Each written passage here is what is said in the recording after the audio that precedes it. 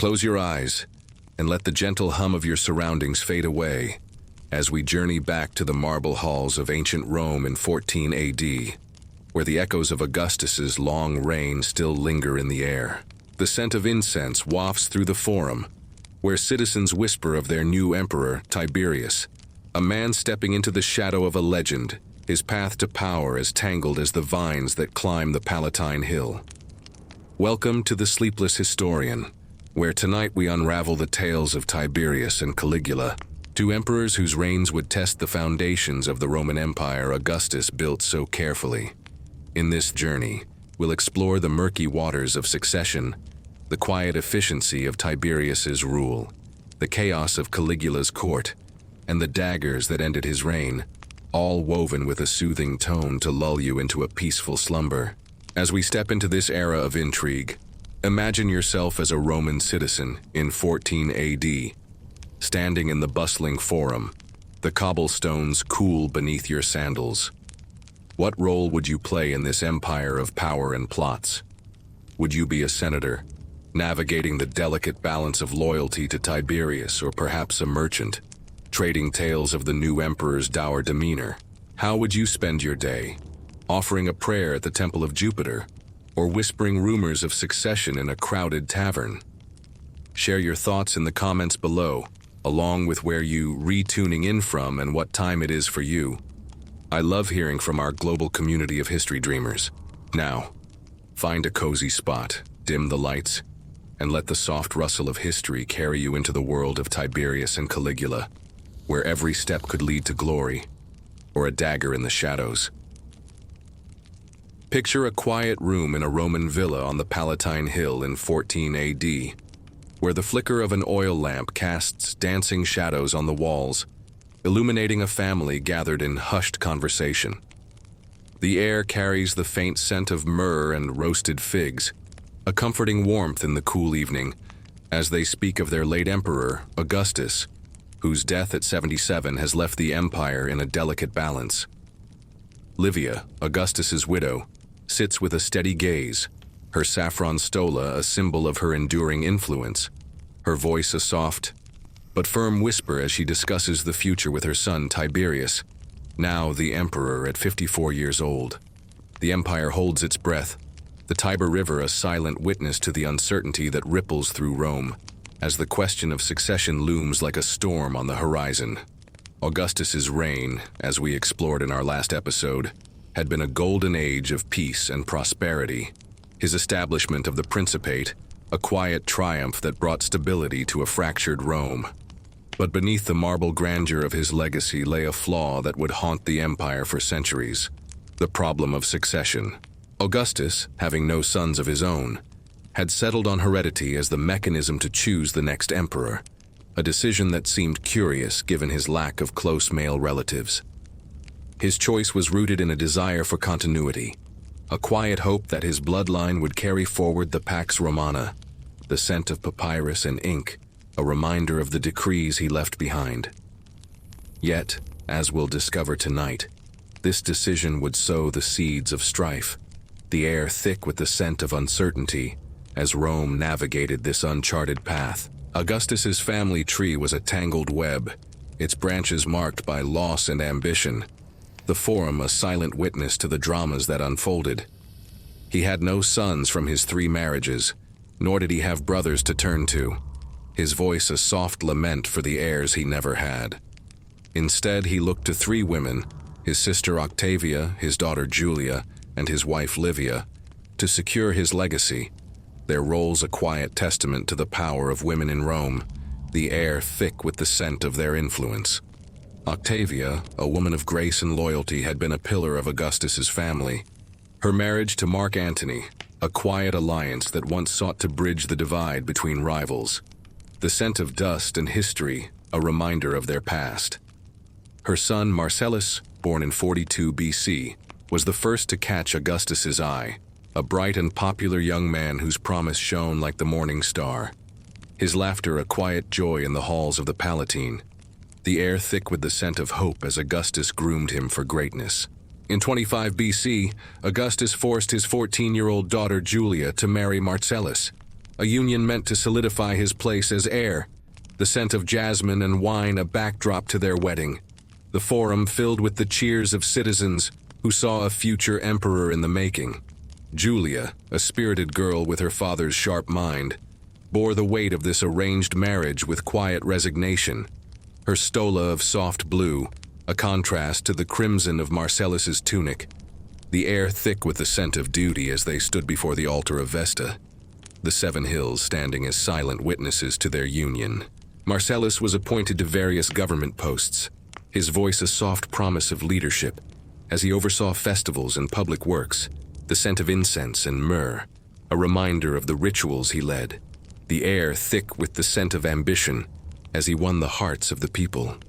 A Roman matron in the crowd might have watched Marcellus dedicate a new fountain in the forum, her hands clasping a loaf of bread for her family, the scent of freshly baked dough, a comfort as she whispered a prayer for the young heir's success, her voice a soft hope for a stable future, the Tiber River reflecting the sunlight like a silver ribbon as the city celebrated.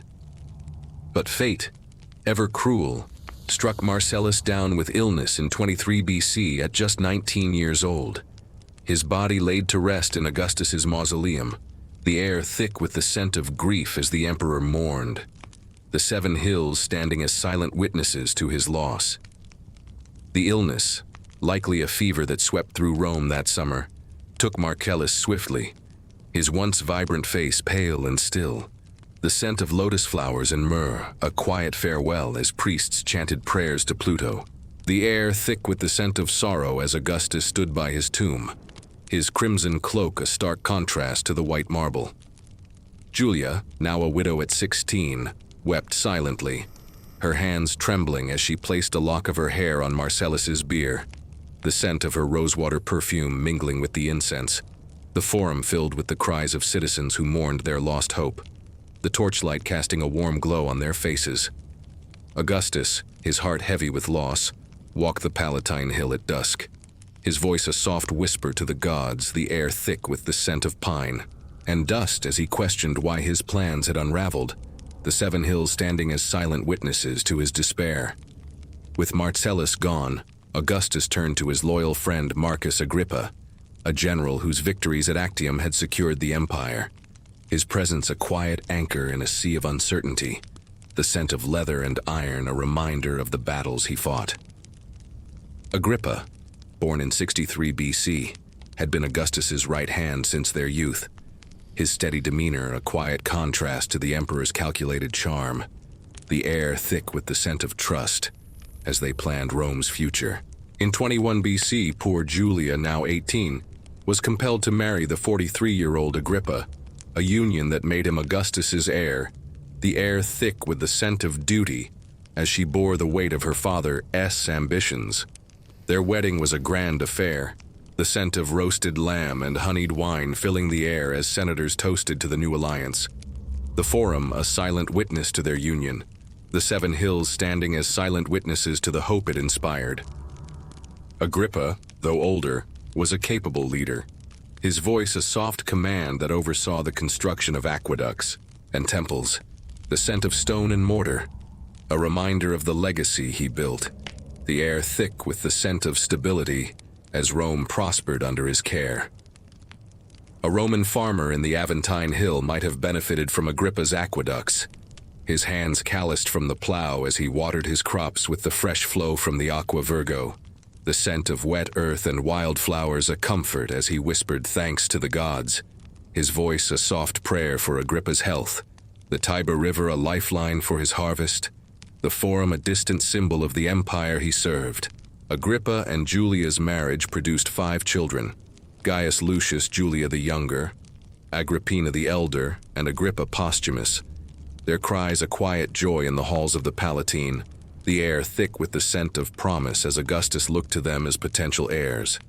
Gaius, born in 20 BC, and Lucius, born in 17 BC, were adopted by Augustus as his sons, their voices a soft promise of the future, the scent of papyrus and ink a reminder of the decrees that formalized their status, the 7 hills standing as silent witnesses to his plan, A Roman tutor in Augustus' household might have taught Gaius and Lucius their first Latin, verses his hands holding a wax tablet, the scent of beeswax and ink, a reminder of their lessons, his voice a soft encouragement as they recited the Aeneid, the Forum, a silent witness to their education.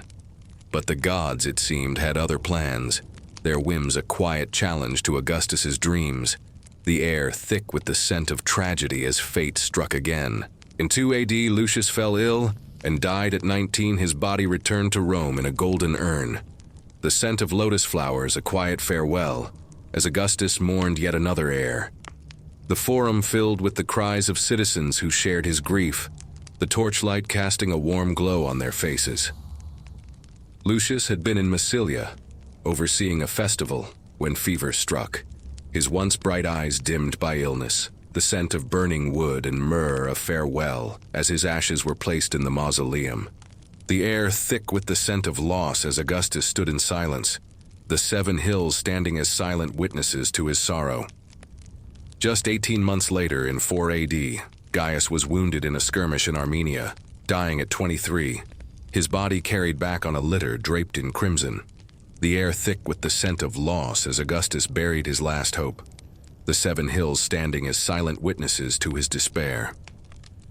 Gaius had been leading a campaign to secure Rome's eastern borders, his voice a soft command to his legions, the scent of leather and iron a reminder of his duty.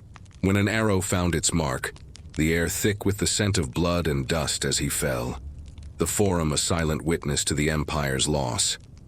Imagine yourself as a member of Augustus' court during these years of loss. How would you comfort an emperor whose heirs keep slipping away? Would you dare to suggest a new path, or would you remain silent, fearing his wrath? The weight of succession pressed heavily on Rome, its future a mystery yet to unfold. Augustus, now 67, faced the reality of his dwindling options, his voice a soft whisper of resignation as he turned to Livia's son, Tiberius, the air thick with the scent of inevitability as the empire prepared for a new chapter, the 7 hills standing as silent witnesses to the challenges ahead. The Roman people, from senators to plebeians, watched with bated breath, their lives touched by the uncertainty of succession.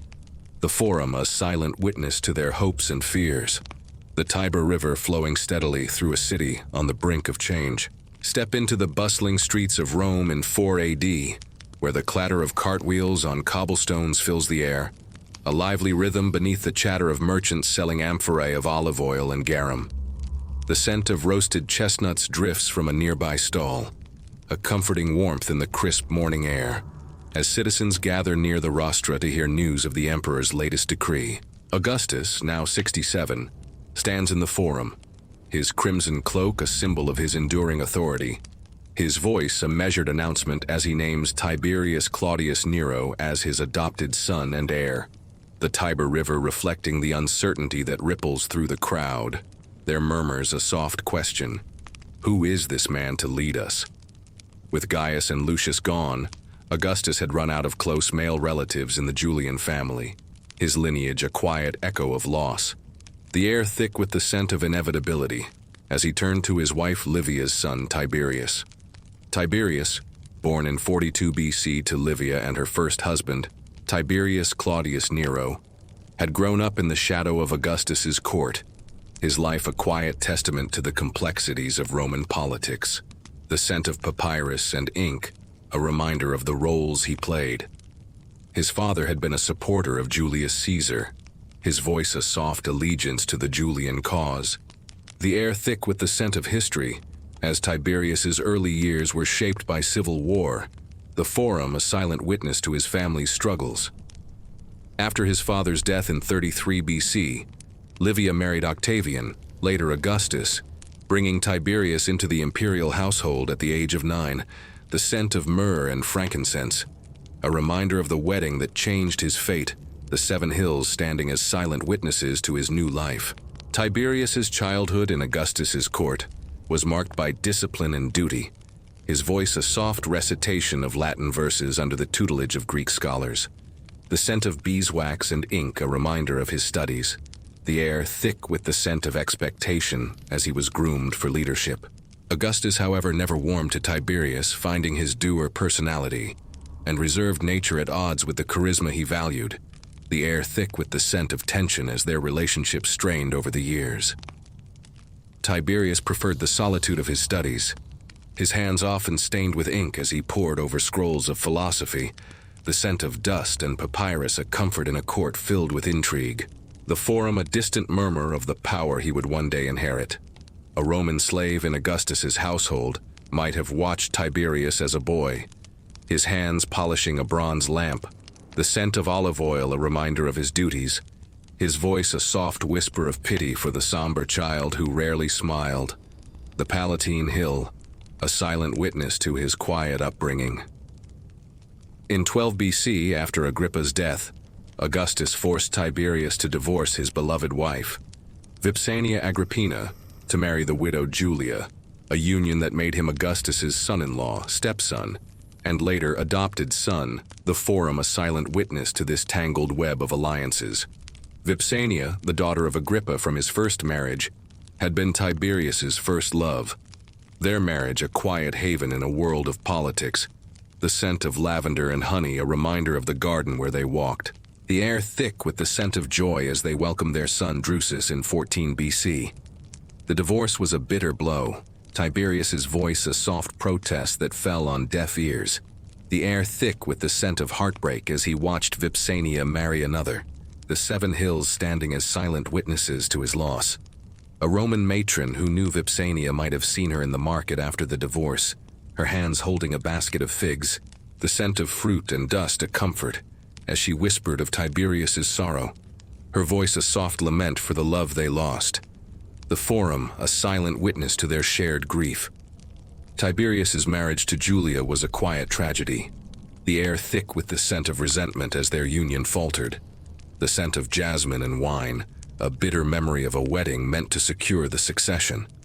Julia, born in 39 BC, was known for her wit and charm, her laughter a bright melody in Augustus's court, the scent of rosewater and myrrh, a reminder of her presence, the air thick with the scent of vitality as she hosted banquets for senators' wives, the Palatine Hill a silent witness to her influence. But she clashed with Tiberius's somber demeanor, their relationship a quiet storm that ended in her exile in 2 BC for scandalous affairs. The air thick with the scent of scandal, as Augustus banished his own daughter, the 7 hills standing as silent witnesses to her fall. Julia's exile to the island of Pandateria was a harsh punishment, her voice a soft plea for mercy that Augustus ignored, the scent of sea spray and pine, a stark contrast to the luxury she once knew, the air thick with the scent of isolation as she lived out her days, the forum a silent witness to her disgrace. Tiberius, now 46 in 4 AD, was a reluctant heir, his heart a quiet flame of duty rather than ambition, the scent of leather and iron a reminder of his military campaigns in Germania and Illyricum, where he had earned respect as a competent general, the forum a silent witness to his achievements. In Germania, Tiberius had led legions across the Rhine, his voice a soft command to his soldiers, the scent of pine and wet earth a reminder of the forests they marched through, the air thick with the scent of victory as they secured Rome's northern borders, the 7 hills standing as silent witnesses to his success. A Roman legionary under Tiberius's command might have stood guard on the Rhine, his hands gripping a pilum, the scent of iron and sweat a reminder of his duty, his voice a soft chant of loyalty as he praised his general's discipline, the forum a distant symbol of the empire he served. Augustus's decision to base succession on heredity set a precedent that would define the Roman Empire, a quiet shift toward monarchy, the air thick with the scent of change as the Republic's traditions faded further into memory. By adopting Tiberius, Augustus ensured that the next emperor would be a male blood relative, even if through a convoluted path. The scent of papyrus and ink, a reminder of the decrees that formalized it, the 7 hills standing as silent witnesses to this new era. But what if you were a Roman senator in 4 AD, watching this reluctant heir take his place? Would you support Tiberius, hoping his military experience would bring stability? Or would you whisper of restoring the Republic, a dream that still lingered in the hearts of some? The stage was set for Tiberius's reign, its challenges a mystery yet to unfold. The Forum a silent witness to the empire's uncertain future. The Tiber River flowing steadily through a city on the brink of change. Feel the weight of a toga on your shoulders as you stand in the Curia Julia in 14 AD, the Senate chamber filled with the rustle of fabric and the low hum of voices, a tense anticipation hanging in the air. The scent of polished marble and faint traces of incense lingers, a solemn reminder of the gravity of this moment, as senators in white togas cast their eyes toward Tiberius, now 54, his stern face illuminated by the light streaming through the high windows. Augustus has died, his body laid to rest in his mausoleum, and Tiberius stands as the new emperor, his voice a reluctant acceptance of the power thrust upon him. The Tiber River, a silent witness to the empire's uncertain future. Augustus's death in 14 AD marked the end of an era, his 45-year reign a quiet triumph that had transformed Rome. The scent of lotus flowers and myrrh a farewell to the second founder. The Forum filled with the cries of citizens who mourned him, the torchlight casting a warm glow on their faces.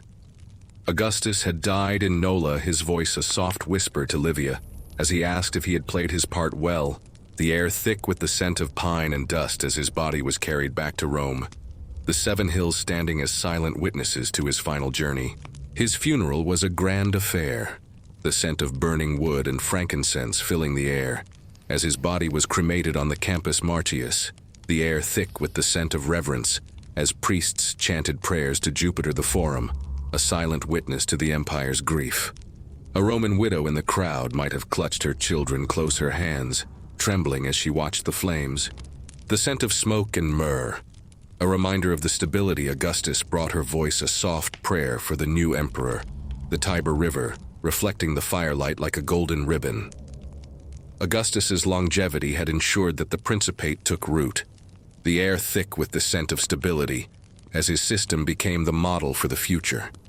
He had ruled for nearly half a century, his voice a soft guide that shaped Rome into an empire. The scent of papyrus and ink, a reminder of the laws he wrote. The Forum a silent witness to his achievements. But it also meant that by 14 AD, no one alive could remember the Republic, its traditions a quiet echo in the annals of history. The 7 hills standing as silent witnesses to its fading memory. The Senate, once the heart of Roman governance, had been diminished under Augustus, its members now loyal to the emperor. The air thick with the scent of submission as they accepted his system. The Curia Julia, a silent witness to their transformation. A Roman elder, born in 50 BC, might have stood in the Forum during Augustus's funeral, his hands leaning on a staff, the scent of dust and history a reminder of the Republic he once knew. His voice a soft whisper of nostalgia as he mourned its loss, the 7 hills standing as silent witnesses to his memories. This moment was the Senate's best chance to restore the Republic. Their voices a soft murmur of possibility, the air thick with the scent of nostalgia as some dreamed of the past. Yet, the Principate's grip was too strong, the scent of papyrus and ink a reminder of Augustus's decrees. The Forum a silent witness to their acceptance of Tiberius. Tiberius, aware of the Senate's potential to reassert itself, played a careful game, his voice a soft pretense of reluctance as he offered to share power, the air thick with the scent of deception as senators urged him to rule alone. The Curia Julia a silent witness to their collusion. A Roman senator, newly appointed under Augustus, might have felt a flicker of hope for the Republic, his hands clutching a scroll of laws, the scent of ink and papyrus a reminder of the traditions he studied, his voice a soft hesitation as he voted for Tiberius. The 7 hills standing as silent witnesses to his choice. Tiberius's ascension was marked by immediate challenges, his dour personality a quiet contrast to Augustus's charisma, the air thick with the scent of unease as the empire adjusted to its new ruler. The legions stationed along the Rhine and Danube were compelled to swear oaths of loyalty to Tiberius, their voices a soft chant of allegiance. The scent of leather and iron, a reminder of their duty. The 7 hills, standing as silent witnesses to their obedience. But resentments had been building in the army, the soldiers discontent with their pay, and conditions, the air thick with the scent of rebellion. As mutinies broke out in Pannonia and Germania, the Forum, a silent witness to the crisis. In Pannonia, the legions demanded better pay, their voices a soft roar of defiance as they clashed with their officers, the scent of blood and dust, a reminder of their anger. The air thick with the scent of chaos as news reached Rome, the 7 hills standing as silent witnesses to the unrest. Tiberius, ill-suited to win over the troops with his somber demeanor, sent Germanicus, his nephew, and the charismatic son of his late brother Drusus to quell the revolts, his voice a soothing balm that calmed the legions. The air thick with the scent of relief as order was restored. Germanicus, born in 15 BC, was a beloved figure. His voice a soft command that inspired loyalty. The scent of leather and iron, a reminder of his campaigns. The air thick with the scent of hope as he marched to Germania, the Forum a silent witness to his success. A Roman legionary in Germania might have cheered as Germanicus arrived, his hands gripping a shield, the scent of pine and sweat, a reminder of his duty. His voice a soft chant of gratitude as the revolt subsided, the 7 hills standing as silent witnesses to his loyalty. Germanicus's popularity grew, his victories a quiet promise of stability, the air thick with the scent of admiration as citizens spoke his name, the Forum a silent witness to his rise. At 54, Tiberius was already an older man by Roman standards, his face lined with the weight of years. The scent of dust and history, a reminder of the campaigns he had led. The air thick with the scent of experience as he took the throne. He needed to choose a successor quickly. The succession question, a quiet shadow that loomed over his reign. The Forum a silent witness to the urgency. Germanicus, popular and skilled, would have been a logical choice, his presence a quiet hope for the future.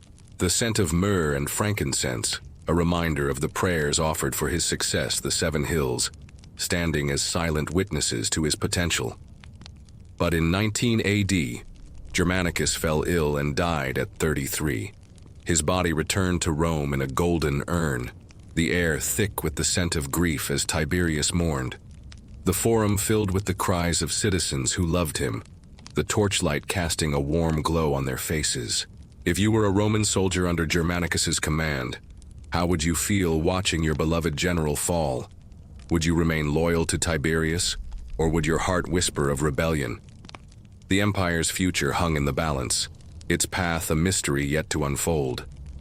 Hear the clink of armor in a Roman military camp just outside the city walls in 14 AD, where the Praetorian Guard stands watch, their polished breastplates reflecting the torchlight in the evening dusk.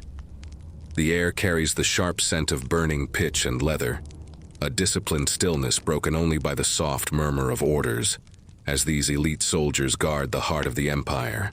Sejanus, the prefect of the Praetorian Guard, moves among them, his crimson cloak a symbol of his growing power, his voice a calculated whisper as he begins to weave his web of ambition, the Tiber River a silent witness to the danger that brews within Rome's own ranks. The Praetorian Guard, established by Augustus in 27 BC, was meant to be the emperor's bodyguard, a quiet shield against the daggers of enemies. The scent of leather and iron a reminder of their duty, the air thick with the scent of loyalty as they protected the Principate. Augustus had created the Guard to ensure his safety, their presence a quiet comfort in a city where power often came with peril. The Forum a silent witness to their creation. Numbering around 9,000 men by 14 AD, the Praetorians were stationed in camps just outside Rome, their armor a quiet symbol of the power they held, the air thick with the scent of authority as they patrolled the city, the 7 hills standing as silent witnesses to their watch. Traditionally, troops were forbidden in Italy, a law meant to protect the Republic. The scent of dust and history a reminder of the Senate's old decrees, the air thick with the scent of change as Augustus broke this tradition. The Forum a silent witness to the shift. A Roman centurion in the Praetorian Guard might have stood guard at the Palatine Hill, his hands gripping a gladius, the scent of iron and sweat a reminder of his duty, his voice a soft chant of loyalty as he saluted Tiberius. the Forum a distant symbol of the empire he served. The Praetorians were paid more than regular legionaries, their wages a quiet incentive for loyalty. The air thick with the scent of privilege as they received their silver denarii, the clink of coins a soft melody in their camps, the 7 hills standing as silent witnesses to their status. But under Tiberius, their role began to shift. Their presence in Italy a quiet break from tradition, the Forum a silent witness to their growing influence. Tiberius relied on the guard to maintain order, his voice a soft command that entrusted them with his safety, the air thick with the scent of trust as they stood by his side, the Palatine Hill a silent witness to their vigilance. Sejanus, appointed prefect by Tiberius in 14 AD, was an ambitious man, his heart a quiet flame of desire for power, the scent of myrrh and frankincense, a reminder of the rituals he observed, the air thick with the scent of ambition as he sought to rise. Born to an equestrian family in 20 BC, Sejanus had climbed the ranks through cunning and loyalty, his voice a soft whisper of allegiance to Tiberius, the scent of papyrus and ink a reminder of the reports he sent the Forum, a silent witness to his ascent. Under Tiberius, Sejanus began to exceed his jurisdiction, his voice a soft command that assumed control over much of the government, the air thick with the scent of authority as he issued orders in the emperor's name, the Curia Julia, a silent witness to his influence. A Roman scribe in the Palatine might have transcribed Sejanus's decrees, his hands stained with ink the scent of beeswax and papyrus, a reminder of his duties, his voice a soft murmur of unease as he noted the prefect's growing power. The Forum, a silent witness to his observations. In 23 AD, Tiberius's son Drusus, his heir apparent after Germanicus's death, fell ill and died at 36. His body laid to rest with state honors, the scent of burning wood and lotus flowers, a farewell to a potential emperor, the air thick with the scent of loss as Tiberius mourned, the 7 hills standing as silent witnesses to his grief. Drusus had been a capable leader, his voice a soft command that oversaw the grain supply, the scent of freshly baked bread, a reminder of his care. The air thick with the scent of duty as he served Rome the Forum, a silent witness to his contributions. His death, rumored to be poison at Sejanus's hand, sent shockwaves through the city, the air thick with the scent of suspicion as citizens whispered of foul play. The Palatine Hill, a silent witness to their fears. A Roman matron who knew Drusus might have attended his funeral, her hands holding a sprig of rosemary, the scent of herbs and myrrh, a reminder of her grief, her voice a soft lament for the heir who might have saved them, the 7 hills standing as silent witnesses to her sorrow. Sejanus saw his chance, his voice a soft whisper of opportunity, the air thick with the scent of deceit as he maneuvered to position himself as heir. He began an affair with Drusus's widow Livilla, his voice a soft seduction that promised power, the air thick with the scent of scandal as their relationship deepened, the Forum a silent witness to their plotting. Livilla, born in 13 BC, was ambitious in her own right, her voice a soft agreement to Sejanus's plans, the scent of rosewater and myrrh a reminder of her presence, the air thick with the scent of betrayal as they conspired in the shadows, the Palatine Hill a silent witness to their whispers. Sejanus sought permission from Tiberius to marry her, a union that would make him a blood relative, and a legitimate candidate for the throne, the scent of papyrus and ink, a reminder of the petition he sent, the air thick with the scent of ambition as he waited for approval. Tiberius denied the request, his voice a soft refusal that clipped Sejanus's wings, but he continued to allow Sejanus to wield considerable power, the air thick with the scent of trust, as Sejanus often ruled on Tiberius's behalf, the 7 hills standing as silent witnesses to his rise. Imagine yourself as a member of the Praetorian Guard under Sejanus's command. Would you follow his orders, sensing the power he holds? Or would you remain loyal to Tiberius, wary of the prefect's ambitions? The danger was only beginning to unfold. Smell the salt air on the island of Capri in 26 AD, where the waves crashed gently against the rocky cliffs, a rhythmic lullaby beneath the cries of seagulls soaring overhead. The scent of wild thyme and sea spray fills the air, a tranquil backdrop to a grand villa perched on the heights, its red-tiled roof glowing in the midday sun. Tiberius, now 67, stands on a terrace overlooking the Tyrrhenian Sea, his crimson cloak billowing in the breeze, his voice a quiet reflection as he gazes at the horizon. The empire he rules now a distant murmur, the Tiber River a far-off memory of the city he has left behind. Tiberius's reign, though efficient, was marked by unpopularity, his dour personality a quiet contrast to Augustus's charm, the air thick with the scent of discontent as the Romans adjusted to his rule. He was a tight-fisted emperor, his policies focused on fiscal discipline, the scent of gold and silver a reminder of the treasury he guarded, the air thick with the scent of frugality as he avoided lavish spending. Tiberius reduced public spectacles, his voice a soft decree that cut funding for chariot races, the scent of dust and horse sweat a fading memory in the Circus Maximus, the air thick with the scent of disappointment as citizens longed for entertainment, the Forum a silent witness to their grumbles.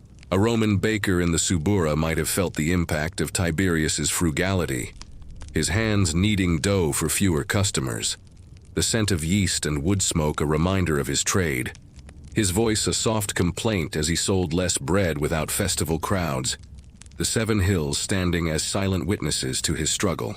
By the time of his retreat in 26 AD, Tiberius had amassed a surplus of several billion sesterces, a quiet testament to his miserliness. The Forum, a silent witness to the wealth he preserved, the 7 hills standing as silent witnesses to his stewardship. He used this surplus to fund infrastructure, his voice a soft command that repaired roads like the Via Appia, the scent of stone and mortar, a reminder of the workers who labored, the air thick with the scent of progress, as merchants traveled more easily the Tiber River, a lifeline for their trade. A Roman merchant traveling the Via Appia might have benefited from Tiberius's repairs, his hands guiding a cart of amphorae, the scent of olive oil and pine, a reminder of his journey, his voice a soft thanks for the smoother path. The Forum, a distant symbol of the empire he served. Yet this frugality earned him little favor, the citizens longing for the spectacles and generosity of Augustus. The air thick with the scent of resentment as they whispered of their emperor's absence, the Palatine Hill, a silent witness to their discontent. In 26 AD, Tiberius left Rome for good, retreating to his villa on Capri, a decision that marked a quiet withdrawal from public life, the scent of sea spray and thyme a comfort in his isolation, the air thick with the scent of solitude as he sought peace. The Villa Jovis, as it was called, was a sprawling estate, its marble halls adorned with mosaics of sea creatures, the scent of cedar and incense, a reminder of the luxury he allowed himself, the air thick with the scent of tranquility as he walked its gardens, the 7 hills a distant memory of the city he ruled. Tiberius's retreat was partly driven by distrust, his voice a soft suspicion of the Senate's loyalty, the scent of papyrus and ink a reminder of the reports he received, the air thick with the scent of paranoia as he distanced himself from plots, the Forum, a silent witness to his absence. With Tiberius in semi-retirement, Sejanus was left in charge in Rome, his voice a soft command that ruled in the emperor's name. The Forum, a silent witness to his growing power. Sejanus began to abuse his authority, his actions a quiet betrayal of Tiberius's trust, the air thick with the scent of corruption as he tightened his grip, the 7 hills standing as silent witnesses to his overreach. He persecuted senators accused of treason, his voice a soft accusation that led to exile or execution, the scent of blood and fear, a reminder of his power, the air thick with the scent of oppression as the elite lived in terror. The Curia Julia, a silent witness to their trials. A Roman senator under Sejanus's scrutiny might have feared for his life, his hands trembling as he wrote a letter to his family, the scent of ink and papyrus, a reminder of his peril, his voice a soft plea for mercy, the Forum a silent witness to his fate.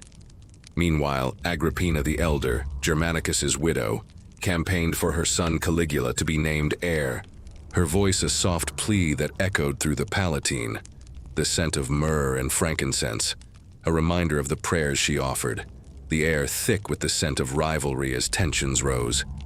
Agrippina, born in 14 BC, was a fierce advocate for her children, her voice a soft defiance as she opposed Sejanus. The scent of rosewater and myrrh a reminder of her presence, the air thick with the scent of determination as she fought for Caligula's future. The Palatine Hill, a silent witness to her efforts. A Roman matron who supported Agrippina might have visited her villa, her hands holding a gift of honeyed figs. The scent of fruit and honey a comfort as she whispered encouragement, her voice a soft promise of loyalty. The 7 hills standing as silent witnesses to her support. The rivalry between Sejanus and Agrippina escalated, a quiet storm that threatened the empire's stability. The air thick with the scent of danger as plots unfolded in the shadows. Sejanus, impatient, openly plotted to harm Agrippina and Caligula, his voice a soft threat that reached Tiberius's ears, the scent of papyrus and ink a reminder of the reports he received, the Forum a silent witness to the crisis. Tiberius, though secluded, could not tolerate such a threat to his family, his voice a soft announcement that ordered Sejanus's execution in 31 AD, the air thick with the scent of justice as the prefect was replaced by Macro, the 7 hills standing as silent witnesses to his fall.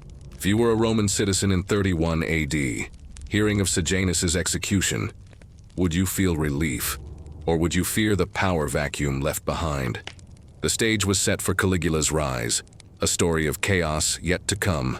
Walk through the crowded Forum of Rome in 37 AD, where the cobblestones are slick with morning dew, the air buzzing with excitement as citizens gather near the temple of Castor and Pollux.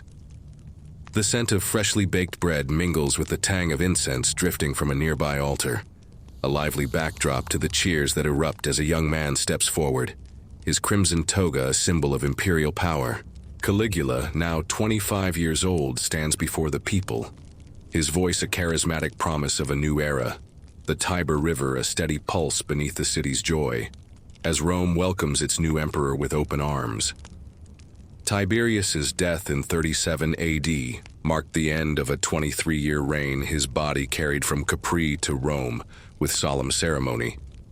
The scent of myrrh and lotus flowers a quiet farewell to an emperor whose rule had been efficient but unloved. Tiberius had died at 77, his voice a soft whisper of resignation as he named 2 co-heirs, Caligula, the son of Germanicus, and Gemellus, the son of Drusus. His final act a quiet attempt to balance the Julian and Claudian lines, the air thick with the scent of uncertainty as the empire awaited its future, the 7 hills standing as silent witnesses to his passing. A Roman priestess at the temple of Vesta might have offered a sacrifice for Tiberius's soul, her hands trembling as she lit the sacred fire, the scent of burning wood and frankincense a prayer for stability, her voice a soft chant that echoed through the Forum, the Tiber River reflecting the dawn light like a silver thread. Caligula, born Gaius Julius Caesar Germanicus in 12 AD, had grown up in the shadow of his father's legacy, the air thick with the scent of reverence as Romans remembered Germanicus's charisma and valor. Germanicus, a beloved general, had died in 19 AD, his memory a quiet flame that burned brightly in the hearts of the people, the scent of leather and iron a reminder of his campaigns, the Forum, a silent witness to his enduring popularity. Caligula earned his nickname as a child, tagging along with his father's legions in Germania, his tiny feet clad in miniature soldier S boots, caligae. The scent of pine and campfire smoke a backdrop to the soldiers. Affectionate laughter, the air thick with the scent of camaraderie as they dubbed him Little Boot, the 7 hills a distant symbol of the empire he would one day rule. A Roman legionary who served under Germanicus might have smiled at the memory, his hands polishing his shield, the scent of iron and sweat a reminder of those days, his voice a soft murmur of pride as he spoke of Caligula's early years, the Forum a silent witness to his nostalgia. Caligula's path to power was paved by his mother, Agrippina the Elder, whose fierce advocacy had kept him in the succession line despite Sejanus's plots, her voice a soft defiance that echoed through the Palatine. the air thick with the scent of determination as she fought for her son, the 7 hills standing as silent witnesses to her resolve. After Sejanus's execution in 31 AD, Caligula had lived under Tiberius's watchful eye. His youth a quiet mask for his ambitions, the scent of myrrh and frankincense, a reminder of the prayers he offered, the air thick with the scent of caution as he navigated the court's dangers, the Forum a silent witness to his survival. When Tiberius died, Caligula, with the support of Macro, the new prefect of the Praetorian Guard, moved swiftly to secure power. His voice a soft command that sidelined Gemellus, the air thick with the scent of ambition as he claimed the throne, the 7 hills standing as silent witnesses to his rise. Macro, a cunning and loyal ally, ensured the Praetorians' support, their voices a soft chant of allegiance as they declared Caligula emperor, the scent of leather and iron a reminder of their power, the air thick with the scent of loyalty as they stood by his side, the Forum a silent witness to their influence. Gemellus, only 17, was too young to challenge Caligula, his voice a soft plea for mercy that went unheard, the air thick with the scent of inevitability as he was pushed aside, the Palatine Hill a silent witness to his fall. A Roman senator who witnessed Caligula's ascension might have felt a flicker of hope. His hands clutching a scroll of decrees, the scent of ink and papyrus a reminder of the new era, his voice a soft murmur of optimism as he pledged loyalty, the 7 hills standing as silent witnesses to his choice. Imagine yourself as a citizen in the Forum that day. Would you cheer for Caligula, hoping for a return to Augustus's golden days? Or would you whisper doubts, sensing the storm that might come? Gaze upon the Circus Maximus in 37 AD, where the roar of the crowd fills the air, a thunderous wave of excitement as chariots thunder down the track, their wheels kicking up clouds of dust. The scent of horse sweat and roasted meat drifts through the stands, a festive atmosphere as spectators wave colored banners for their favorite teams, their voices a joyous cacophony in the warm afternoon sun. Caligula, now emperor, sits in the imperial box, his crimson toga a symbol of his power, his voice a cheerful shout as he joins the crowd in their revelry, the Tiber River a distant murmur beneath the city's celebration, as Rome basks in the glow of its new ruler's generosity. Caligula's early months as emperor were marked by a wave of popularity, his actions a quiet contrast to Tiberius's austerity, the air thick with the scent of hope as the Romans embraced their new leader. He began his reign with acts of generosity, his voice a soft promise of prosperity as he distributed cash to the people and soldiers. The clink of silver denarii, a melody in the Forum, the air thick with the scent of gratitude as citizens received their gifts, the 7 hills standing as silent witnesses to their joy. A Roman plebeian in the Subura might have clutched his share of Caligula's largesse, his hands trembling as he bought a new tunic for his daughter, the scent of wool and olives a comfort as he whispered thanks, his voice a soft prayer for the emperor's health. The Forum, a silent witness to his relief. Caligula also staged extravagant spectacles, his voice a soft command that revived the games Tiberius had neglected, the air thick with the scent of excitement, as the Circus Maximus and Colosseum came alive with beast hunts and chariot races, the 7 hills standing as silent witnesses to the city's revelry. He ordered the construction of temporary arenas, their wooden stands filled with cheering crowds, the scent of sawdust and roasted chestnuts a festive backdrop to the events, the air thick with the scent of unity, as Romans of all classes gathered to celebrate the Forum, a silent witness to their shared joy. A Roman merchant who attended the games might have sold his wares to the crowd, his hands offering clay cups of watered wine, the scent of grapes, and dust a reminder of his trade, his voice a soft cheer as the green faction won, the 7 hills standing as silent witnesses to his prosperity. The Senate and upper classes were also charmed by Caligula's early demeanor, his voice a soft gesture of respect as he cut taxes on the sale of slaves, the air thick with the scent of relief as their wealth was preserved, the Curia Julia, a silent witness to their approval.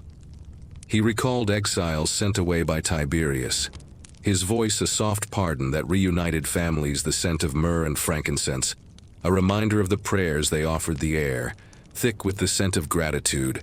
As they returned to Rome, the seven hills standing as silent witnesses to their homecoming.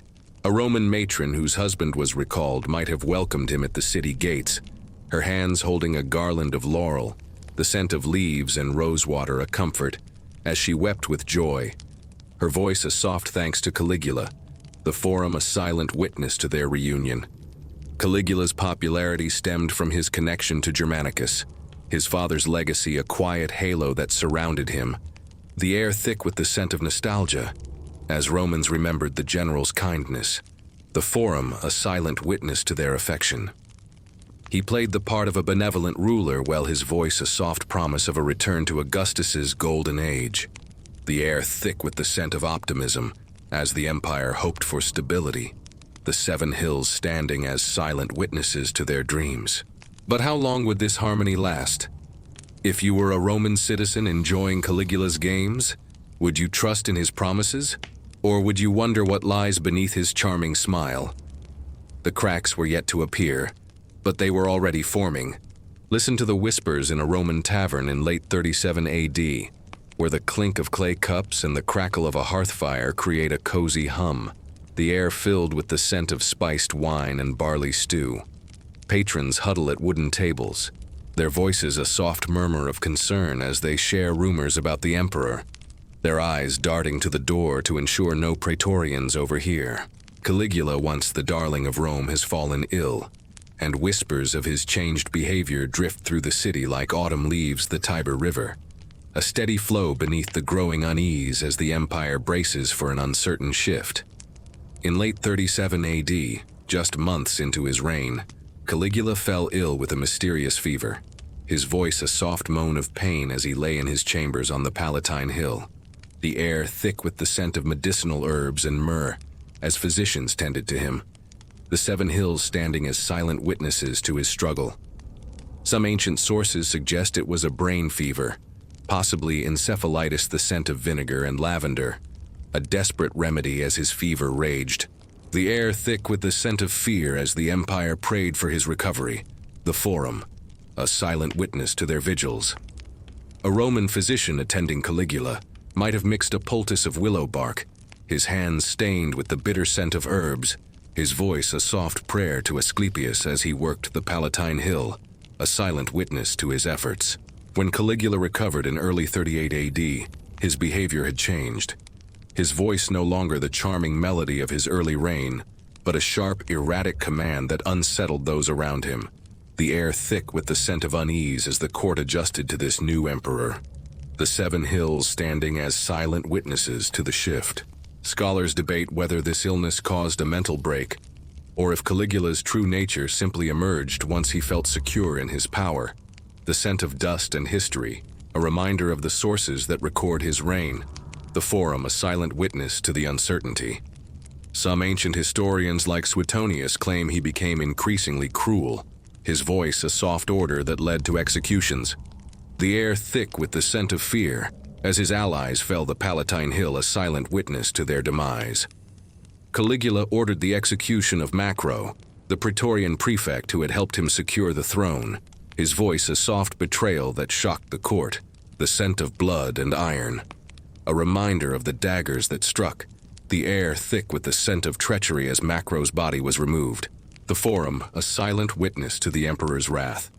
He also forced Gemellus, his co-heir, to commit suicide, his voice a soft command that left no room for mercy.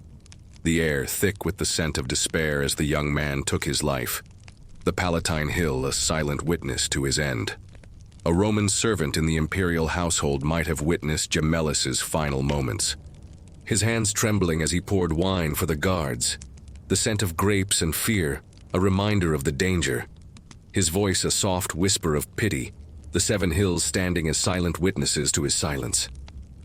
Rumors of Caligula's depravity spread, his actions a quiet storm that darkened Rome's skies, the air thick with the scent of scandal as whispers of incest with his sisters, Julia Agrippina, Drusilla, and Julia Livilla, circulated the Forum a silent witness to the gossip. Drusilla, his favorite sister, died in 38 AD, and Caligula mourned her with excessive grief, his voice a soft wail that declared her a goddess, the scent of myrrh and frankincense a reminder of the rituals he ordered, the air thick with the scent of obsession as he built temples in her honor, the 7 hills standing as silent witnesses to his excess. A Roman matron who attended Drusilla's funeral might have wept for the young woman, her hands holding a sprig of rosemary, the scent of herbs and myrrh, a reminder of her grief, her voice a soft murmur of unease at Caligula's behavior, the Forum a silent witness to her fears. What would you do if you were a member of Caligula's court, watching this shift unfold? Would you flee Rome, or would you stay, hoping to survive his growing cruelty? Picture a golden statue gleaming in the Temple of Jupiter, on the Capitoline Hill in 39 AD. Its surface polished to a mirror-like shine, the air filled with the scent of incense and freshly cut laurel, as priests prepare for a grand ceremony.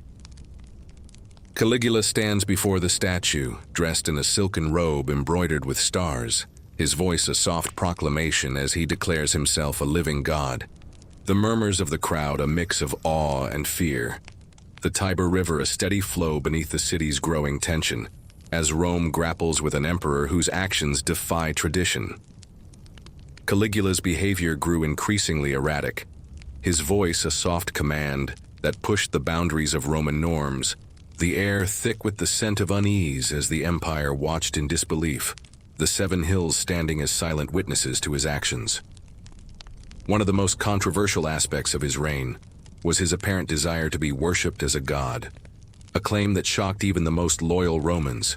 The scent of dust and history, a reminder of the Republic's hatred of kings, the Forum, a silent witness to their discomfort. Ancient sources like Suetonius and Dio Cassius report that Caligula dressed as gods like Jupiter and Apollo, his voice a soft conversation with them as equals, the air thick with the scent of blasphemy as he ordered temples built in his honor, the Palatine Hill, a silent witness to his hubris. In 39 AD, Caligula ordered the construction of a bridge of boats across the Bay of Baiae, his voice a soft command that defied logic, the scent of salt and cedar, a reminder of the ships that formed the bridge, the air thick with the scent of extravagance as he rode across it, in a golden chariot, the 7 hills standing as silent witnesses to the spectacle. The bridge stretching over 2 miles was a display of power, the scent of sea spray and wine, a backdrop to the feasts he held upon it, the air thick with the scent of excess as senators were forced to attend the Forum, a silent witness to their humiliation. A Roman fisherman who watched the bridge's construction might have marveled at the sight, his hands mending a net, the scent of fish and salt, a reminder of his trade, his voice a soft murmur of awe, the Tiber River a lifeline for his family, the 7 hills standing as silent witnesses to his wonder. Caligula's cruelty became legendary, his voice a soft order that led to arbitrary executions, the air thick with the scent of fear as citizens lived in terror, the Forum a silent witness to their plight. He reportedly ordered senators to be thrown to wild beasts, their voices a soft scream that echoed through the arena, the scent of blood and dust, a reminder of his wrath, the air thick with the scent of despair, as their families mourned the 7 hills standing as silent witnesses to their suffering. He also humiliated the elite, forcing them to wait on him at banquets, their voices a soft murmur of compliance as they served, the scent of roasted peacock and wine a bitter reminder of their degradation, the Palatine Hill a silent witness to their shame. A Roman senator who endured such treatment might have returned home in silence, his hands trembling as he wrote a letter to his son, the scent of ink and papyrus a reminder of his peril, his voice a soft warning to flee, the Forum a silent witness to his fear. Caligula's actions strained Rome's traditions, his voice a soft defiance of the gods and the Senate, the air thick with the scent of tension, as the empire teetered on the edge, the 7 hills standing as silent witnesses to the chaos. If you were a Roman priest witnessing Caligula's claim to divinity, would you dare to speak against him, or would you bow, fearing his wrath? The empire's patience was wearing thin, its future a dark cloud on the horizon. Stand in the bustling market of Trajan's Forum in 40 AD, where the stalls are sparse, the air filled with the faint scent of stale bread and wilted herbs, a stark contrast to the usual vibrancy of Rome's trade. Merchants whisper among themselves, their voices a soft lament as they count their dwindling coins. The clink of bronze a mournful sound in the morning light. Caligula's reign has drained the treasury. His extravagance a quiet storm that has left the empire in debt. The Tiber River a steady flow beneath the city's growing hardship, as Romans feel the weight of their emperor's excess. Caligula's early generosity had given way to reckless spending. His voice a soft command that squandered the billions of sesterces Tiberius had saved. The air thick with the scent of waste as the treasury emptied. The 7 hills standing as silent witnesses to the decline. He spent lavishly on spectacles, his voice a soft order that funded beast hunts with rare animals from Africa. The scent of lion fur and blood a reminder of the arena's cost. The air thick with the scent of extravagance. As the Colosseum roared with crowds, the Forum a silent witness to the expense. A Roman butcher who supplied meat for these events might have struggled to meet demand. His hands stained with blood, the scent of pork and iron a reminder of his trade. His voice a soft complaint as payments were delayed, the 7 hills standing as silent witnesses to his hardship. To fund his excess, Caligula raised taxes and imposed new ones. His voice a soft decree that burdened the people, the air thick with the scent of resentment as citizens paid more for their goods, the Forum a silent witness to their struggles. He also confiscated the property of those he executed, his voice a soft justification for murder. The scent of gold and silver, a reminder of the wealth he seized, the air thick with the scent of injustice. As families were left destitute, the Palatine Hill, a silent witness to their loss. A Roman widow whose husband was executed might have sold her jewelry to survive, her hands trembling as she bartered in the market the scent of myrrh and dust, a reminder of her grief. Her voice a soft curse against Caligula, the 7 hills standing as silent witnesses to her plight. Caligula's financial mismanagement plunged the empire into debt, his voice a soft denial of the crisis he caused. The air thick with the scent of chaos as Rome's economy faltered, the Forum a silent witness to the decline. Trade routes suffered, the scent of saffron and cedar a fading memory as merchants avoided Rome. The air thick with the scent of scarcity as goods became rare, the 7 hills standing as silent witnesses to the hardship. A Roman merchant who once traded silks from the east might have closed his stall, his hands empty of goods, the scent of dust and despair, a reminder of his loss, his voice a soft plea for relief. The Tiber River a lifeline for a city in need. If you were a Roman citizen facing these hardships, would you dare to protest? Or would you endure in silence, hoping for change? The empire's breaking point was near, its future a dagger's edge away. Step into the shadowed corridors of the Palatine Hill in early 41 AD, where the flicker of torchlight casts eerie patterns on the marble walls, the air thick with the scent of cedar and whispered secrets. A group of men huddle in a secluded chamber, their voices a soft murmur of treason as they plot against their emperor, their hands gripping scrolls that outline their plan. Among them are officers of the Praetorian Guard, their crimson cloaks a stark contrast to the darkness, their resolve as sharp as the daggers they conceal. The Tiber River a distant murmur beneath the city's growing tension, as Rome prepares for a moment that will change its course.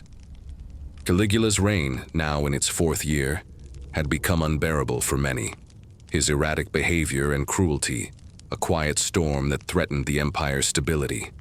The air thick with the scent of fear as citizens lived under his unpredictable wrath, the 7 hills standing as silent witnesses to their suffering. His claim to divinity, his financial mismanagement, and his arbitrary executions had alienated the Senate, the people, and even his own guards. The scent of blood and myrrh, a reminder of the lives he took. The Forum a silent witness to the growing discontent. A Roman senator, whose friend had been executed on Caligula's whim, might have joined the conspiracy, his hands trembling as he wrote coded messages. The scent of ink and papyrus a reminder of his risk, his voice a soft vow of vengeance. The Palatine Hill a silent witness to his resolve. The conspiracy was led by Cassius Chaerea, a tribune of the Praetorian Guard.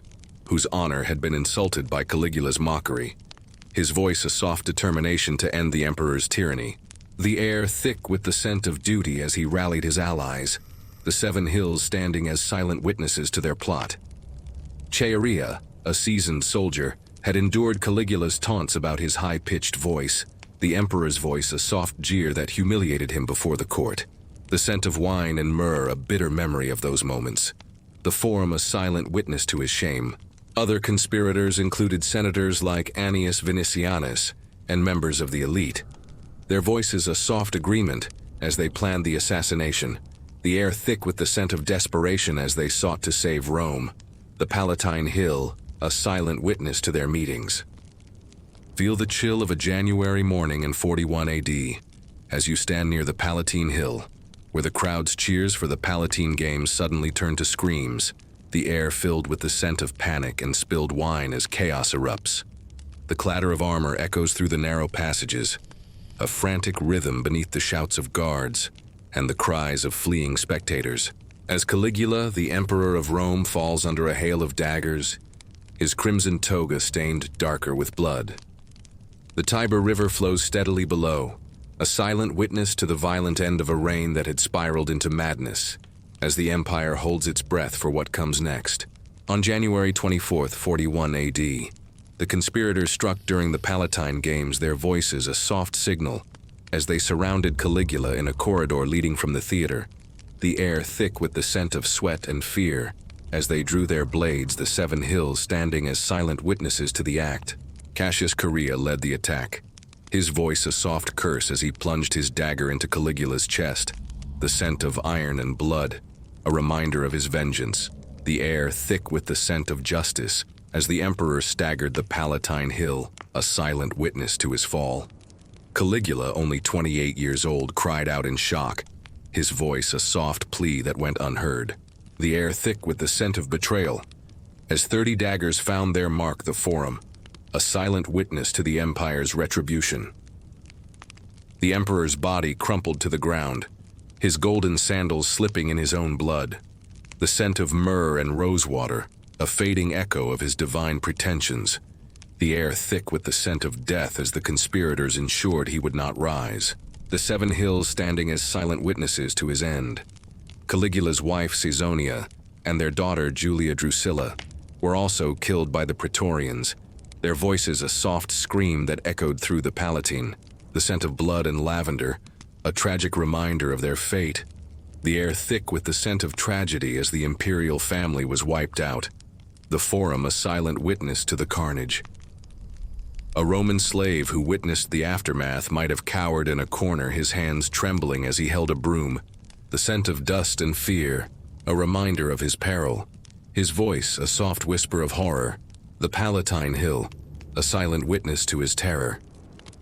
The assassination sent shockwaves through Rome, the air thick with the scent of uncertainty as citizens grappled with the news, the forum filled with the murmurs of those who dared to speak, the torchlight casting a warm glow on their faces. Some rejoiced at Caligula's death, their voices a soft cheer for liberation, the scent of wine and bread a celebration of freedom, the air thick with the scent of hope as they dreamed of a better future, the 7 hills standing as silent witnesses to their relief. Others feared the power vacuum, their voices a soft whisper of dread, the air thick with the scent of chaos as they wondered who would rule next, the forum a silent witness to their anxiety. If you were a Roman citizen hearing of Caligula's death, would you celebrate the end of his tyranny, or would you fear the uncertainty that follows? The empire's future hung in the balance, its next chapter yet to be written. Imagine the chaos in the Praetorian camp on the outskirts of Rome in 41 AD, where the clatter of armor and the shouts of soldiers fill the air of frantic energy as they search for a new emperor to crown. The scent of leather and burning pitch hangs heavy, a tense backdrop to the moment a trembling figure is dragged from behind a curtain, his toga disheveled, his voice a soft stammer of protest. Claudius, Caligula's uncle, stands before the Praetorians, his unexpected rise a quiet twist of fate, the Tiber River a steady flow beneath the city's upheaval, as Rome finds an unlikely ruler in the aftermath of bloodshed. Caligula's assassination left Rome in disarray, the air thick with the scent of uncertainty, as the Senate debated the empire's future, the Forum a silent witness to their deliberations. Some senators saw a chance to restore the Republic, their voices a soft dream of returning to the days before Augustus. The scent of dust and history, a reminder of the traditions they cherished, the Curia Julia, a silent witness to their hopes. But the Praetorian Guard held the true power, their voices a soft command that shaped Rome's destiny. The scent of leather and iron, a reminder of their influence. The 7 hills standing as silent witnesses to their authority. A Roman senator advocating for the Republic might have spoken passionately in the Curia, his hands gesturing with a scroll of laws, the scent of ink and papyrus, a reminder of his cause, his voice a soft plea for freedom. The Forum, a silent witness to his dream. The Praetorians, led by their officers, found Claudius hiding in the Palatine Palace, his voice a soft stammer as he begged for mercy.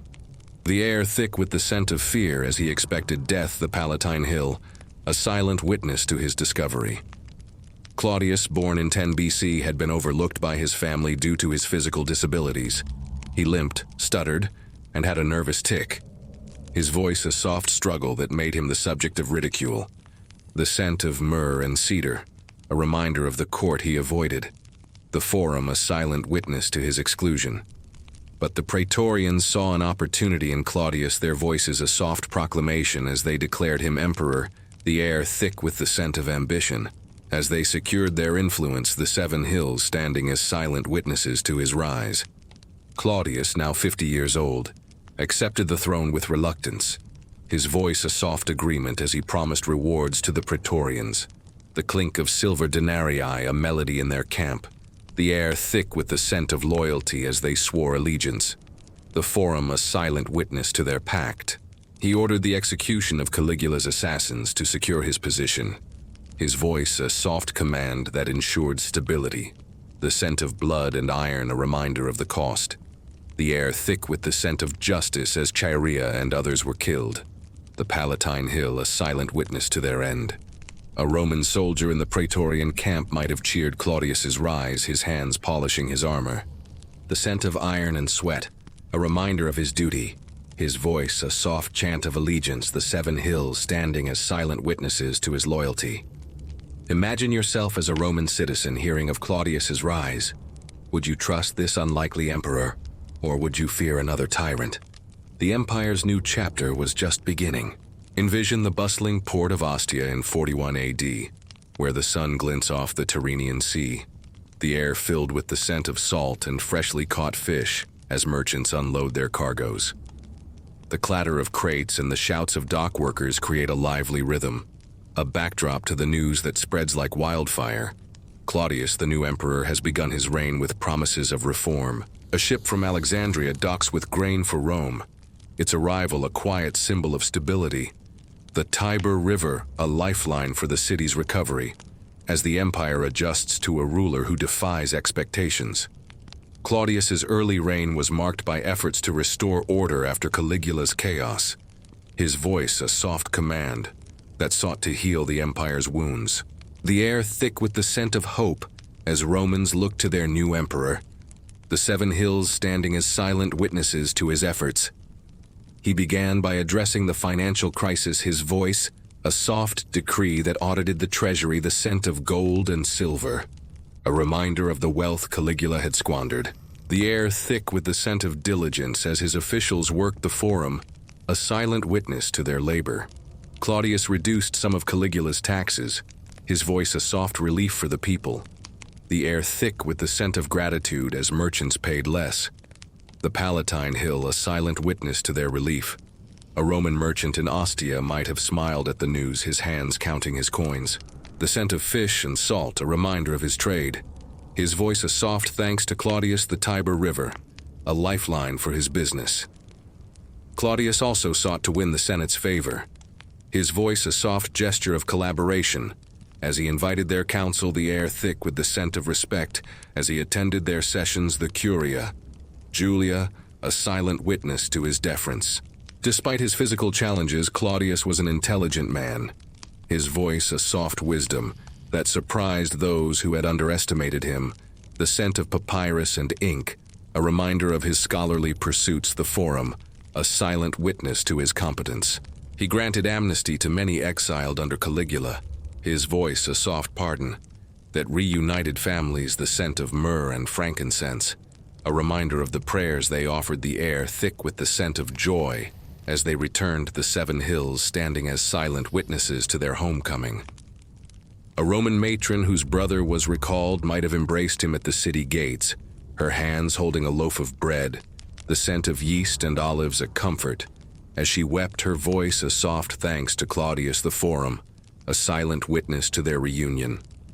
Claudius's early actions stabilized the empire, his voice a soft promise of a new era, the air thick with the scent of recovery as Rome began to heal, the 7 hills standing as silent witnesses to his reign. But challenges remained. The scent of uncertainty, a quiet undercurrent as some doubted his ability to rule, the Forum a silent witness to their whispers. If you were a Roman senator working with Claudius, would you trust his leadership? Or would you doubt his physical frailties? The empire's recovery was underway, but its future was still a fragile thread. Picture a Roman aqueduct under construction in 42 AD, its arches rising against the horizon, the air filled with the scent of wet mortar and freshly cut stone as workers labor under the midday sun. The splash of water through the new channels is a gentle promise of prosperity, a lifeline for the city's growing needs. As Claudius oversees the project from a nearby hill, his toga fluttering in the breeze, his voice a soft command that shapes the empire's future. The Tiber River flows steadily below, a silent witness to the reforms that will leave a lasting mark on Rome as the new emperor proves his worth.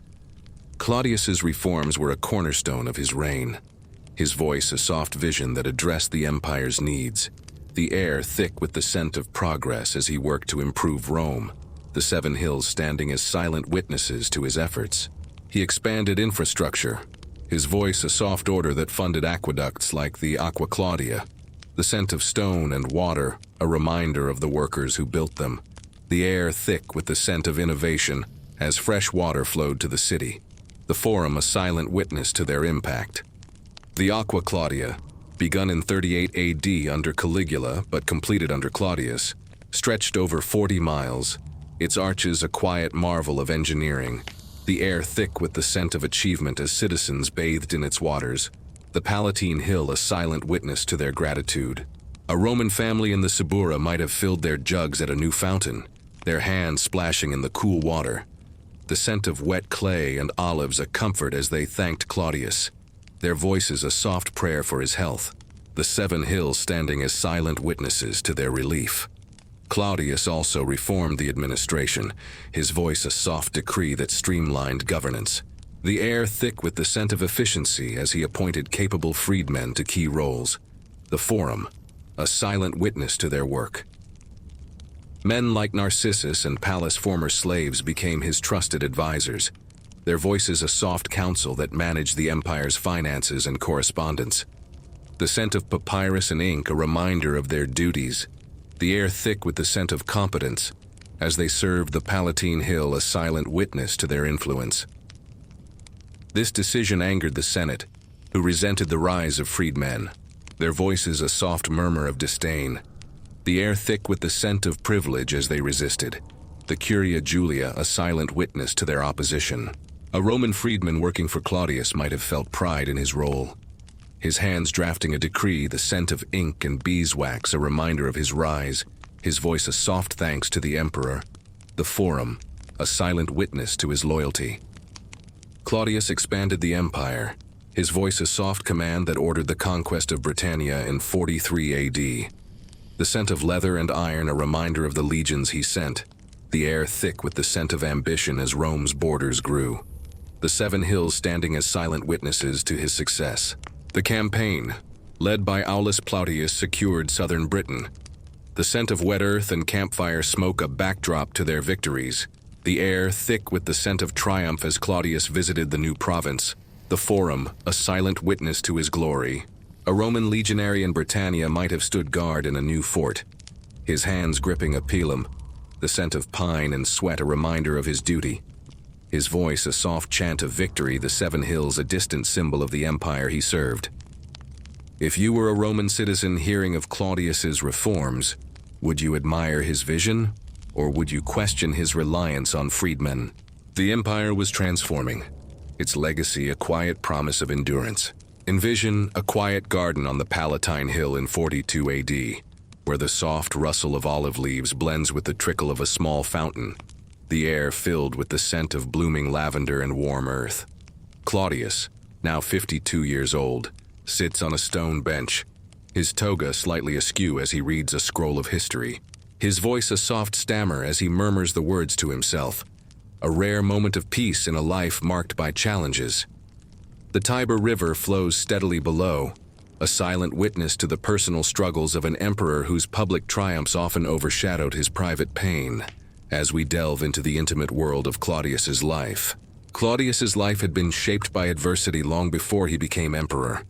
His physical disabilities a quiet burden that defined his early years, the air thick with the scent of isolation as he navigated a world that underestimated him, the 7 hills standing as silent witnesses to his struggles.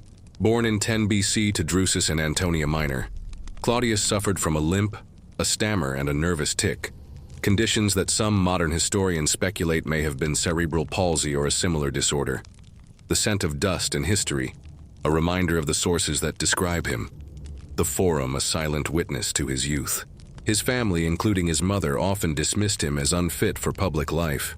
Her voice a soft scorn that called him a monster, unfinished by nature, the air thick with the scent of rejection, as he was excluded from the imperial spotlight, the Palatine Hill, a silent witness to his solitude.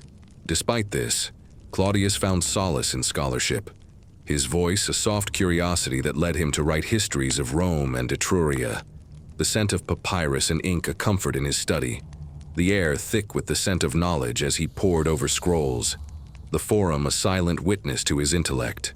He wrote extensively, though much of his work was lost to history, his hands stained with ink as he documented the reigns of Augustus and earlier leaders, the scent of beeswax and cedar, a reminder of his dedication, the air thick with the scent of perseverance as he sought to prove his worth, the 7 hills standing as silent witnesses to his efforts. A Roman scribe who assisted Claudius might have admired his diligence, his hands copying the emperor's words, the scent of ink and papyrus a reminder of their shared task, his voice a soft respect for the man others overlooked, the Palatine Hill a silent witness to their work. Claudius's personal life was also marked by complex relationships, his voice a soft vulnerability as he navigated love and betrayal, the air thick with the scent of longing as he sought companionship, the Forum a silent witness to his heart. He had been married multiple times before becoming emperor, his third wife, Valeria Messalina, becoming his partner during his reign, the scent of rosewater and myrrh a reminder of her presence, the air thick with the scent of ambition as she joined him in 41 AD, the 7 hills standing as silent witnesses to their union. Claudius, despite his challenges, was a devoted father to his children, Claudia Antonia, Claudia Octavia, and Britannicus. His voice a soft lullaby as he held them close, the scent of lavender and milk a comfort in their nursery, the Palatine Hill a silent witness to his tenderness. A Roman nursemaid in Claudius's household might have watched him with Britannicus, her hands rocking the cradle, the scent of wool and honey a reminder of her duties, her voice a soft murmur of affection for the emperor's kindness, the Forum a silent witness to her loyalty. Imagine yourself as a member of Claudius's court, seeing this private side of the emperor. Would you admire his resilience, or would you pity the loneliness he endured? Claudius's personal life, though fraught with hardship, revealed a man of depth and determination, the air thick with the scent of quiet strength as he balanced his private world with the demands of an empire. Hear the soft clink of jewelry in a lavish chamber on the Palatine Hill in 48 AD, where the air is heavy with the scent of rosewater and myrrh, a luxurious backdrop to the laughter of Valeria Messalina as she entertains guests. Her silken stola shimmers in the lamplight, her voice a soft charm that captivates the room. but beneath her smile lies a web of intrigue that will shake the empire. Later, Agrippina the Younger, Claudius's fourth wife, will stand in this same chamber, her voice a calculated whisper of ambition, the Tiber River a steady flow beneath the city's shifting power dynamics, as we explore the pivotal roles of Claudius's wives in shaping his reign. Valeria Messalina, whom Claudius married in 39 AD before becoming emperor, was a young woman of beauty and ambition, her voice a soft seduction that won Claudius's heart, the air thick with the scent of desire as they built a life together, the 7 hills standing as silent witnesses to their union. Messalina, born around 20 AD, bore Claudius 3 children, Claudia Octavia Britannicus and Claudia Antonia, her voice a soft coo as she cradled them, the scent of lavender and milk, a reminder of her role as mother the Palatine Hill, a silent witness to her family. But Messalina's ambition led her to scandal, her voice a soft whisper of infidelity as she engaged in affairs, the air thick with the scent of scandal as rumors spread, the forum a silent witness to her indiscretions. In 48 AD, she married a senator named Gaius Silius in a public ceremony, while Claudius was away, her voice a soft defiance that shocked Rome. The scent of wine and myrrh a backdrop to her betrayal, the 7 hills standing as silent witnesses to her downfall. Claudius, heartbroken, ordered Messalina's execution, his voice a soft lament as he mourned her betrayal, the air thick with the scent of grief as she was killed at 28. The Palatine Hill, a silent witness to her end. A Roman matron who knew Messalina might have wept at the news, her hands holding a sprig of rosemary, the scent of herbs and myrrh a reminder of her grief, her voice a soft murmur of pity for Claudius the Forum, a silent witness to her sorrow. Claudius then married Agrippina the Younger in 49 AD, his niece and the daughter of Germanicus, her voice a soft ambition that sought to secure her son Nero's future, the air thick with the scent of power as she joined the imperial family, the 7 hills standing as silent witnesses to her rise. Agrippina, born in 15 AD, was a formidable woman, her voice a soft command that influenced Claudius's policies, the scent of myrrh and frankincense a reminder of the rituals she led, the forum a silent witness to her authority. Agrippina ensured Nero's adoption by Claudius in 50 AD, her voice a soft insistence that placed her son ahead of Britannicus in the succession. The air thick with the scent of ambition as she shaped the empire's future, the Palatine Hill, a silent witness to her influence. A Roman senator who witnessed Agrippina's rise might have feared her power, his hands clutching a decree, the scent of ink and papyrus a reminder of her influence, his voice a soft murmur of caution, the forum a silent witness to his unease. If you were a Roman citizen observing these imperial wives, would you admire Agrippina's cunning, or would you mourn Messalina's tragic end? Their roles defined Claudius's reign, their legacies a quiet storm in Rome's history.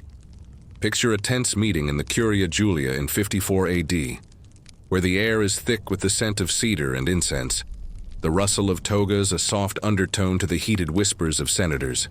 Claudius, now 63, lies ill in his chambers, his voice a soft whisper of pain as his health declines, the empire on edge as the question of succession looms once more.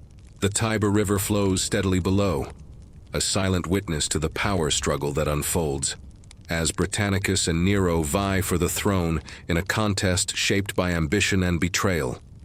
The 7 hills standing as silent witnesses to the uncertainty that grips Rome. Claudius's health had been frail for years, his voice a soft struggle as he battled illness. The air thick with the scent of medicinal herbs and myrrh as physicians tended to him the Palatine Hill, a silent witness to his decline.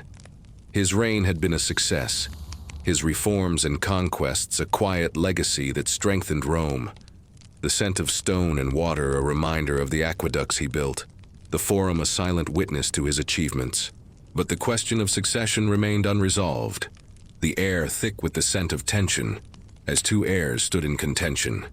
Britannicus, Claudius's biological son, and Nero, Agrippina's son and Claudius's adopted heir, the 7 hills standing as silent witnesses to their rivalry. Britannicus, born in 41 AD, was only 13 in 54 AD.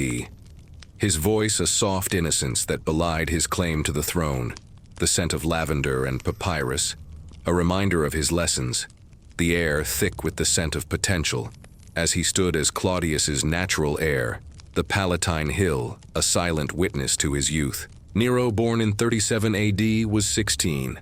His voice a soft charm that won allies, the scent of myrrh and frankincense, a reminder of Agrippina's influence, the air thick with the scent of ambition, as he prepared to seize power, the Forum, a silent witness to his rise. Agrippina had positioned Nero as the primary heir, her voice a soft command that ensured his adoption in 50 AD. The air thick with the scent of manipulation, as she secured his marriage to Claudius's daughter Octavia, the 7 hills standing as silent witnesses to her plans. Claudius died on October 13th, 54 AD, likely poisoned by Agrippina to ensure Nero's ascension, his voice a soft gasp as he succumbed, the scent of mushrooms, and myrrh a bitter reminder of his final meal. The air thick with the scent of betrayal as the empire mourned, the Palatine Hill a silent witness to his end. A Roman physician who attended Claudius might have suspected foul play, his hands mixing a futile remedy, the scent of vinegar and herbs a reminder of his efforts, his voice a soft whisper of doubt, the Forum, a silent witness to his silence. Agrippina moved swiftly, her voice a soft proclamation, as she declared Nero Emperor, the Praetorians' support, a quiet guarantee of his rule, the air thick with the scent of power, as Britannicus was sidelined, the 7 hills, standing as silent witnesses to the transition. If you were a Roman senator watching this succession unfold, would you support Nero, or would you fight for Britannicus's claim? The empire's future was now in the hands of a young man shaped by his mother's ambition. Step into the Forum of Rome in 54 AD, where the air is filled with the scent of incense and roasted lamb, a festive atmosphere as citizens gather to celebrate their new emperor.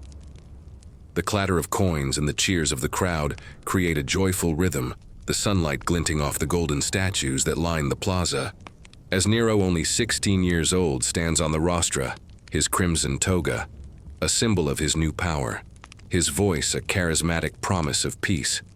The Tiber River flows steadily below, a silent witness to the dawn of a new reign, as Rome welcomes Nero with hope and trepidation. Nero's rise to power was orchestrated by Agrippina the Younger, her voice a soft command that ensured his ascension after Claudius's death, the air thick with the scent of ambition as she controlled the transition, the 7 hills standing as silent witnesses to her influence.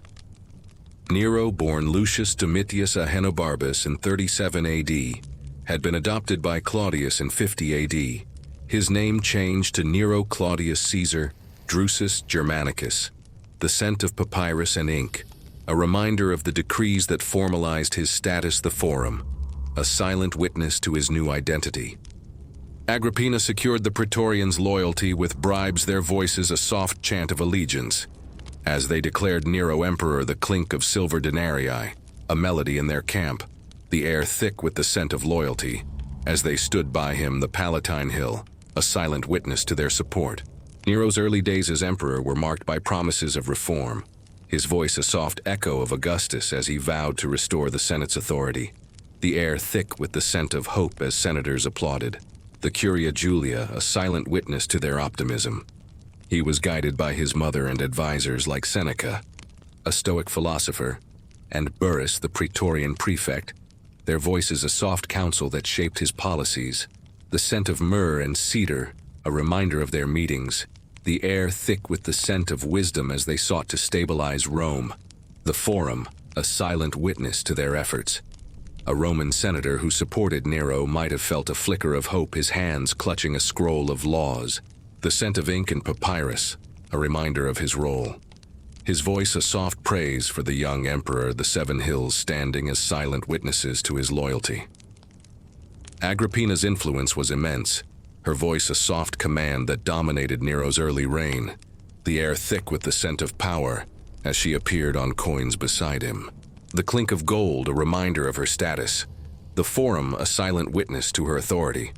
But tensions between mother and son were already brewing, the scent of myrrh and frankincense, a bitter reminder of their clashes, the air thick with the scent of rivalry as Nero sought to assert his independence. The Palatine Hill, a silent witness to their strain. A Roman matron who admired Agrippina might have watched her in the Forum, her hands holding a fan, the scent of rosewater and dust a comfort as she whispered of the empress's strength. Her voice a soft admiration, the 7 hills standing as silent witnesses to her support. If you were a Roman citizen witnessing Nero's rise, would you trust his promises, or would you fear Agrippina's shadow?